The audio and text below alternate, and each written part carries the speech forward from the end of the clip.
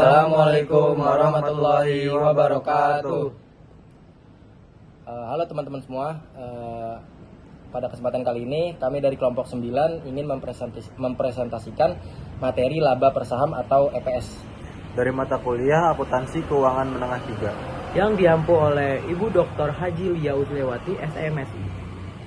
Perkenalkan, nama saya Muhammad Fatur Rahman Al-Akbar atau bisa dipanggil Fatur dengan NIM 55522400069. Perkenalkan, nama saya Rabil Yohan Eliezer Sitorus dengan NIM 55522400076. Perkenalkan, nama saya Muhammad Rapli Pahreji dengan NIM 55522400058. Baik, langsung saja kita ke pembahasan yang pertama, yaitu laba per saham. Menurut PSAK 56, laba per saham adalah ukuran yang menunjukkan besarnya laba yang diperoleh oleh setiap lembar saham biasa, serta mengatur prinsip perhitungan, pengkajian dan pengungkapan laba per saham dasar, dan dilusian guna menilai kinerja perusahaan dan potensi dilusian saham. Selanjutnya ada konsep laba per saham. Yang pertama, EPS merupakan alat analisis keuangan yang banyak digunakan. Yang kedua, menghubungkan laba perusahaan dengan jumlah saham beredar. Yang ketiga, membantu membandingkan kinerja antar perusahaan. Yang keempat, perhitungan harus dilakukan dengan konsisten dan seragam, di mana dipengaruhi oleh laba dalam satu periode dan jumlah saham yang beredar. Selanjutnya ada efek deduktif, di mana efek deduktif adalah instrumen keuangan yang dapat dikonversi menjadi saham biasa dan berpotensi menurunkan laba per saham atau EPS karena bertambahnya jumlah saham beredar. Di mana efek deduktif sering disebut sebagai efek konversi karena pada saat dilaksanakan dapat menyebabkan penurunan laba per saham. Contoh efek deduktif, yang pertama ada obligasi atau utang konversi, kedua ada saham preference atau preference konversi, yang ketiga ada opsi saham, dan yang keempat ada waran saham.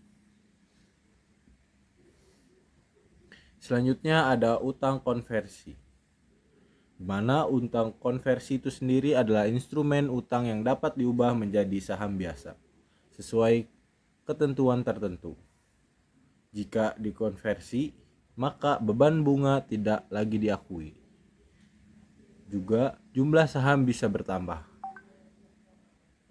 Yang ketiga, laba per saham berpotensi menurun, di mana penyesuaian dalam EPS dilusian dengan rumus laba disesuaikan sama dengan laba bersih ditambah bunga setelah pajak, di mana bunga setelah pajak rumusnya adalah bunga dikali 1 dikurang tarif pajak itu sendiri. Selanjutnya ada utang konversi, efek deduktif.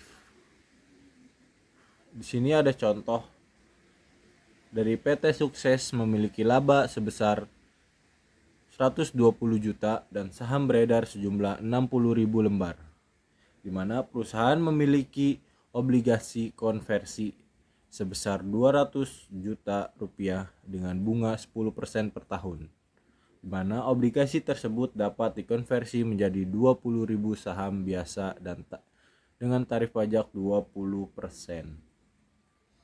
Kini di sini kita akan menghitung EPS awal, di mana 120 juta dibagi 60.000. Sini kita dapat 2.000 rupiah per lembar, dimana EPS dilusian yaitu bunga sama dengan 10% dikali 200 juta sama dengan 20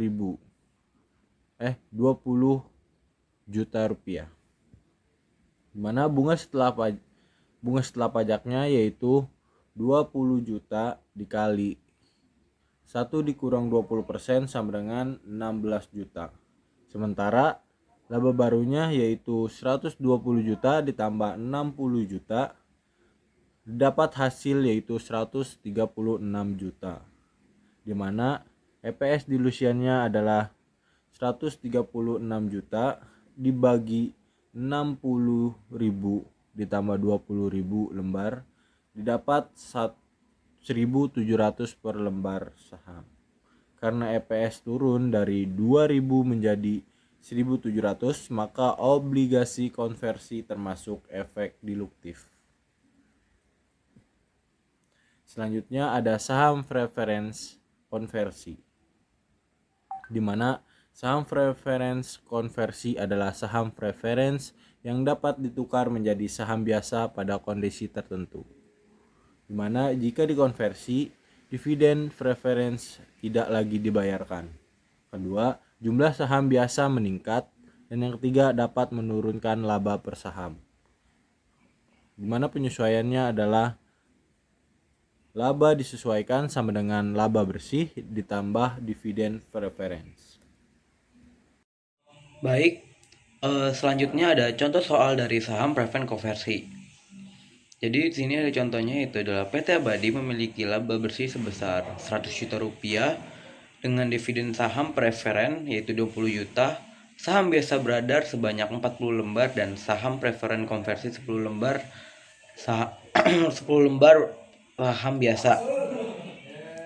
Untuk EPS dasar sendiri yaitu penghitungannya yaitu 100 juta dikurangi 20 juta dibagi 40.000 sama dengan 2.000. Nah, untuk jika dikonversi yaitu 100 juta dibagi dengan 40.000 ditambah dengan 10.000 yaitu 2.000 juga. Oke, selanjutnya yaitu adalah waran saham. Waran saham adalah hak yang diberikan kepada pemegang untuk membeli saham biasa pada harga tertentu dalam periode tertentu. Jika waran digunakan, jumlah saham beredar meningkat dan laba per saham dapat terdilusi. Untuk metode perhitungannya yaitu dengan treasury stock method, di mana tambahan saham sama dengan saham dari waran dikurangi dengan kas diterima dibagi dengan harga pasar rata-rata. Oke, ini adalah contoh soal untuk pengerjaan waran saham, yaitu di mana PT Makmur memiliki laba bersih sebesar 120 juta, juga saham beredar yaitu 60 lembar dan waran itu 12 lembar. Harga pelaksanaan sebesar Rp1.000 dan harga pasar rata-rata yaitu 2.000. Untuk EPS dasar yaitu 120 juta dibagi dengan 60.000 yang menghasilkan yaitu 2.000. Habis itu ada tambahan saham yaitu kasih terima itu 12.000 dikali 1.000 yaitu 12 juta. Baru ada saham yang bisa dibeli kembali yaitu 12 juta dibagi dengan 2.000 sama dengan 6.000 saham. Yang ketiga yaitu tambahan saham, yaitu 12.000 dikurangi 6.000 sama dengan 6.000 saham. Sehingga untuk EPS setelah waran yaitu 120 juta dibagi dengan 60.000 ditambah dengan 6.000 sama dengan 1.818. Ya, selanjutnya kita masuk ke akuntansi kompensasi saham. Secara definisi, kompensasi saham adalah bentuk imbalan atau penghargaan yang diberikan perusahaan kepada karyawan atau pihak manajemen. Jadi ini tuh beda dengan gaji bulanan atau gaji pada umumnya lah ya, yang biasanya tuh bersifat tunai gitu kan. Kalau ini tuh imbalan ini nih diberikan dalam bentuk saham atau opsi saham. Dalam dunia kerja juga program ini tuh sering dikenal sebagai ESOP atau Employee Stock Ownership Plan atau MESOP untuk level manajemen. Dalam standar akuntansi di Indonesia, perlakuan ini juga diatur secara khusus dalam PSAK 53 mengenai pembayaran berbasis saham. Selanjutnya ini kan ada tujuannya ya. Tujuannya tuh apa sih perusahaan ngasih kompensasi dalam bentuk saham nih kepada karyawan maupun pihak manajemen?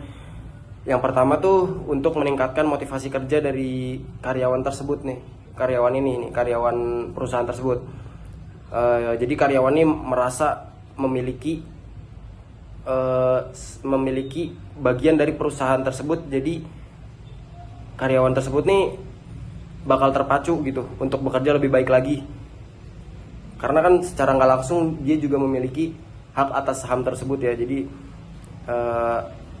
mereka nih kepacu lah untuk bekerja lebih baik lagi sehingga perusahaannya itu bisa meningkat ke depannya. Yang kedua nih, untuk mempertahankan karyawan. Biasanya nih saham ini nggak diberikan secara cuma-cuma di awal gitu, kayak langsung dikasih ke karyawan, enggak. Jadi biasanya tuh ada yang namanya vesting period atau masa tunggu. Jadi karyawan nih harus tetap loyal bekerja di perusahaan selama jangka waktu misalkan 1 tahun atau mungkin 6 bulan atau 3 bulan gitu, sebelum hak sahamnya ini bisa diambil gitu. Jadi nggak asal karyawan baru masuk langsung dapat saham gitu. Jadi mereka ini emang harus diberikan yang namanya ini vesting period atau masa tunggu. Jadi mereka ini harus tetap loyal dulu nih kerja di perusahaan tersebut, baru bisa menerima hak saham tersebut, hak saham perusahaan tersebut gitu. Lalu yang ketiga nih, menyelaraskan kepentingan karyawan dengan perusahaan. Nah, dengan menjadi pemegang saham nih, si karyawan nih jadi selaras dengan kepentingan pemegang saham lainnya, yaitu sama-sama pengen gitu perusahaannya ini naik terus gitu. Lalu yang terakhir di sini ada dampak. Pemberian saham atau opsi dapat menambah jumlah saham beredar sehingga mempengaruhi EPS. Nah, ini juga sangat krusial ya, karena akan menimbulkan efek delusi yang mempengaruhi perhitungan EPS atau laba per saham yang bakal kita lanjut di slide selanjutnya ya. Oke. Sekarang kita masuk ke perhitungan dari laba per saham. Jadi secara umum tuh perusahaan tuh dengan struktur modal yang kompleks itu tuh diwajibkan menyajikan 2 jenis EPS, laporan dari laba ruginya. Yang pertama nih ada laba per saham. Di sini tuh menggambarkan laba untuk setiap saham biasa yang beredar tanpa memperhitungkan efek konversi. Rumusnya di sini ada EPS sama dengan laba bersih dikurangi dividen preferen dibagi dengan rata-rata tertimbang saham biasa. Kenapa sih dikurang dividen preferen? Karena EPS ini tuh mengukur untuk pemegang saham biasa. Jadi hak laba untuk pemegang saham preferen tuh harus kita pisahkan dulu lah, harus kita sisihkan dulu, baru dibagi dengan rata-rata tertimbang saham biasa. Lalu yang kedua tuh ada laba per saham delusian. Ini tuh menggambarkan laba per saham dengan memperhitungkan seluruh efek berpotensi saham biasa yang bersifat dilutif. Rumusnya itu ada EPS sama dengan laba yang disesuaikan dibagi dengan jumlah saham setelah konversi. Oke, selanjutnya kita masuk ke studi kasus laba per saham. PT Buana memiliki data keuangan tahun 2025 dengan laba bersih sebesar 200 juta rupiah, dividen saham preferen sebesar 40 juta rupiah, dan rata-rata tertimbang saham biasa 80.000 lembar. Selain itu, perusahaan juga memiliki obligasi konversi yang jika dikonversi akan menghemat bunga setelah pajak sebesar 16 juta rupiah. Konversi tersebut akan menambah 20.000 lembar saham biasa. Oke, di sini tuh jika kita menghitung EPS dasarnya itu dengan rumus laba bersih dikurangi dividen preferen, lalu dibagi dengan rata-rata saham dengan nominal laba bersihnya sebesar 200 juta rupiah, dividen preferen dikurangi dividen preferen sebesar 40 juta rupiah, lalu dibagi dengan 80.000 yaitu rata-rata saham, dapatlah nilai sebesar 2.000 rupiah. Oke, selanjutnya kita ngitung EPS dilusiannya nih. Laba disesuaikan kan tadi 200 juta dikurangi 40 juta dari total nilai dividen saham preferen ditambah dengan 16 juta, yaitu adalah obligasi konversi yang jika dikonversi akan menghemat bunga setelah pajak sebesar 16 juta. Nah, ini ditambah 16 juta. Jadi totalnya adalah 176 juta. Jumlah saham setelah konversi yaitu 80.000 ditambah 20.000 yang totalnya adalah 100.000 lembar saham. Oke, jadi di sini ada EPS dilusiannya yaitu 176 juta dibagi dengan 100.000 lembar, ditemukanlah 1.760 rupiah.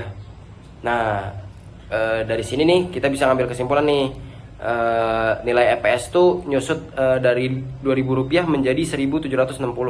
Nah, penurunan ini disebut dengan efek delusi. Angka 1.700 ini nih penting banget nih buat investor. Jadi investor tuh penting banget lah untuk mengetahui ini, karena ini tuh ngegambarin potensi resiko penurunan laba per saham jika untuk kedepannya jika instrumen keuangan lain di masa depan tuh berubah menjadi saham biasa. Selanjutnya kita masuk ke kesimpulan. Oke, kesimpulannya ini efek dilutif berasal dari instrumen seperti utang konversi, saham preferen konversi, dan waran yang dapat menambah saham beredar dan menurunkan EPS. Utang konversi menghilangkan bunga, saham preferen menghilangkan dividen, dan waran menambah saham. Metode treasury stock. Sementara kompensasi saham menjadi beban yang menurunkan laba. EPS menunjukkan laba per saham, dan EPS dilusian hanya memasukkan efek yang menurunkan EPS agar mencerminkan kondisi paling konservatif.